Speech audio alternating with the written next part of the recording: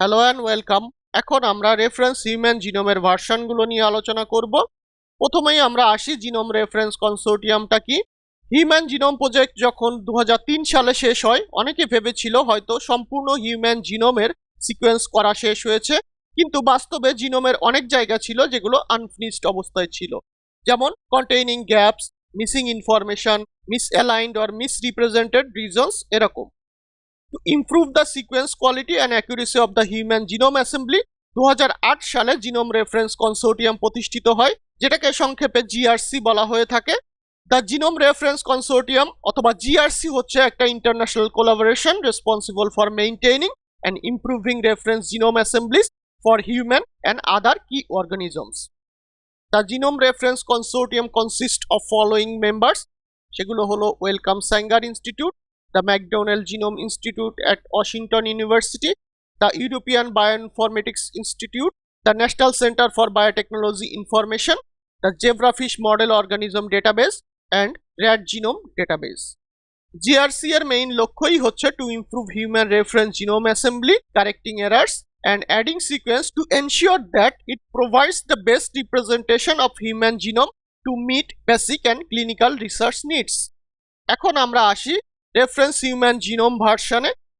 এই ভার্সনগুলোকে আমরা কয়েকটা ভাগে ভাগ করতে পারি, যেমন একটা হচ্ছে প্রি জিআরসি ভার্সনস, মানে যে ভার্সনগুলো রিলিজড হয় before the genome reference consortium took over.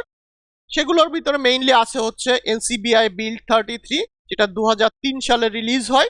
এরপরে এনসিবিআই বিল্ড 34, যেটাকে HG16ও বলা হয়ে থাকে, যেটা রিলিজ সাল হচ্ছে 2004। এনসিবিআই বিল্ড 35, যেটাকে HG17ও বলা হয়ে থাকে, যেটা রিলিজ ইয়ার হচ্ছে 2004। এনসিবিআই বিল্ড 36, যেটাকে HG18 বলা হয়ে থাকে, যেটা রিলিজ ইয়ার হচ্ছে 2006। জিনোম রেফারেন্স কনসোর্টিয়াম অথবা জিআরসি এর মেজর ভার্সনগুলো হচ্ছে GRCH37, যেটাকে HG19ও বলা হয়ে থাকে, যেটা রিলিজ ইয়ার হচ্ছে 2009।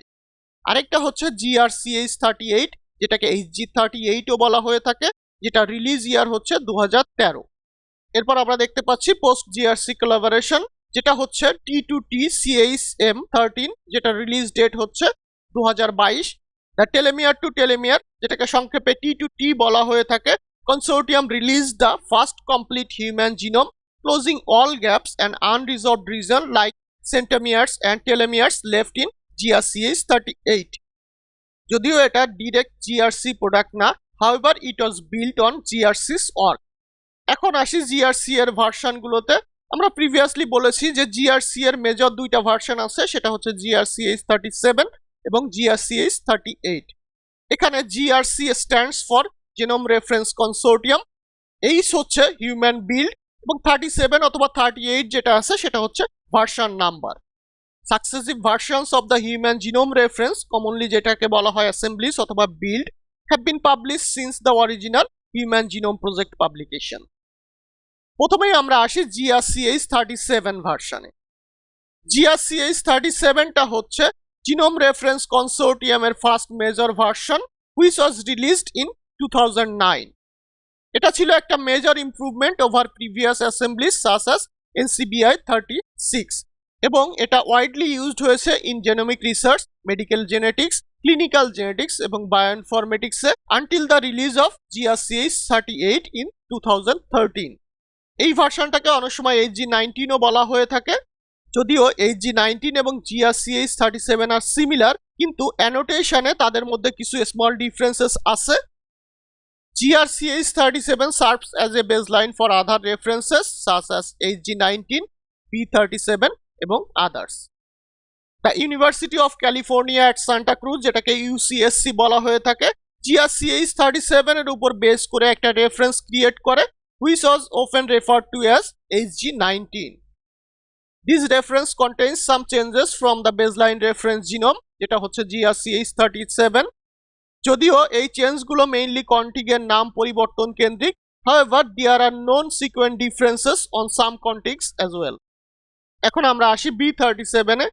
The Broad Institute created an human genome reference file based on GRCH37. This reference is often referred to as B37. এখন আমরা একটু জেনে নেই জিনোম প্যাস কি। জিনোম প্যাচ হচ্ছে contig sequence that is released outside of the full assembly release cycle. যেমন আমাদের মেজর রিলিজ হচ্ছে GRCH37 এবং GRCH38। এই সিকোয়েন্সগুলো অ্যাসেম্বলিতে এক্সট্রা ইনফরমেশন অ্যাড করে without disrupting the chromosome coordinates of the major version. Patch রিলিজগুলোর নেমিং কনভেনশন হচ্ছে মেজর ভার্সনের পরে একটা ডট দিতে হবে, এরপর পি দিয়ে প্যাচ নাম্বারটা দিতে হবে। যেমন GRCH37.P7, এটার মানে হচ্ছে 7th patched minor release of GRCH37। এই প্যাচগুলো আবার দুই ধরনের হয়ে থাকে, একটা হচ্ছে ফিক্স, একটা হচ্ছে novel. Fixed patches are released to correct an error in the assembly and will be removed when a new full assembly is released. And novel sequences are the sequences that were not in the last full assembly release and will be retained with the next full assembly release. GRCH37 এর total patch release আছে হচ্ছে 13টা। According to GRCH37, total number of bases ছিল হচ্ছে around 3.14 billion. এখানে আমরা GRCH37 এর বিভিন্ন information গুলো দেখতে পাচ্ছি, যেমন এখানে রিলিজ টাইপ হচ্ছে মেজর রিলিজ, এখানে আমরা রিলিজ ডেট দেখতে পাচ্ছি এবং এখানে বিভিন্ন ইনফরমেশন আমরা দেখতে পাচ্ছি। এখন আমরা আসি GRCH38 ভার্সনে। In December 2013, GRCH38 was released as an improved version of the human reference genome. GRCH38 ভার্সনের কি ফিচার্স এবং ইমপ্রুভমেন্ট গুলো হলো: it was a more accurate and gapless sequences, it fixes for misassembled regions, more alternative loci to represent genetic diversity, better centromere modeling, better representation of centromeres and telomeres. GRCH38 ভার্সনের total প্যাচ release আছে হচ্ছে 14টা। According to GRCH38, total number of bases ছিল হচ্ছে approximately 3.21 billion. এখানে আমরা GRCH38 ভার্সনের বিভিন্ন information গুলো দেখতে পাচ্ছি। Even though GRCH38 is a more complete and accurate genome assembly for human, তারপরেও কেন GRCH37 ভার্সনটা ওয়াইডলি এখনো ইউজড হয়। আমরা পরবর্তীতে অ্যানালাইসিসের সময় দেখব যে আমরা হিউম্যান জিনোমের ভার্সন হিসেবে GRCH37টাকে সিলেক্ট করছি। এর পিছনের কারণগুলো কি কি? একটা কারণ হচ্ছে wide spread adaptation and compatibility. GRCH37টা স্ট্যান্ডার্ড রেফারেন্স হিসেবে ইউজ হচ্ছে 2009 সাল থেকে এবং most bioinformatics pipeline, clinical workflows and research studies were built around it. Many databases, servers, tools and genomic studies are based on GRCH37, making it easier to compare new data with existing data. এরপরে যদি আমরা বলি large scale dataset and annotations are based on GRCH37. Many important genomic datasets were mapped to GRCH37, including 1000 Genomes Project, Exome Aggregation Consortium, Nomad version 2, CleanVar, DBSNP, Cosmic databases. So, converting these datasets to GRCH38 can introduce errors and inconsistencies. আরেকটা কারণ হচ্ছে software, server and tooling stability. Many variant calling pipelines যেমন GATK, ANOVAR, VEP এরপর বিভিন্ন server এবং tools were optimized for GRCH37. VCF, BAM and WAD file stored in GRCH37 format are still widely used in hospitals, labs and research. এখন আমরা যদি update করতে চাই, updating all tools, servers and workflows to GRCH38 takes significant effort and validation. এরপর আরেকটা কারণ হচ্ছে lift over challenges and data কনসিস্টেন্সিস।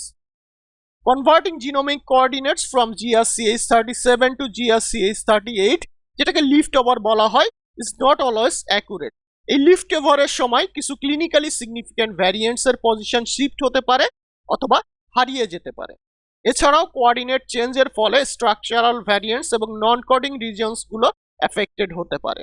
আরেকটা কারণ হচ্ছে ক্লিনিক্যাল এবং regulatory preferences. Many clinical genetic guidelines যেমন ACMG standards are still based on GRCH37।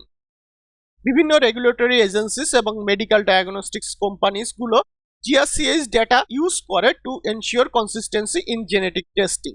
Many electronic health records genomic data GRCH37 ফরম্যাটে স্টোর করে থাকে। এখন তাহলে দেখলাম হিউম্যান রেফারেন্স জিনোমের ভার্সনগুলো এবং কেন আপডেটেড এবং লেটেস্ট ভার্সন হওয়ার পরেও GRCH38 এর পরিবর্তে GRCH37 ভার্সনটা ওয়াইডলি ইউজ করা হয়। Thank you everyone.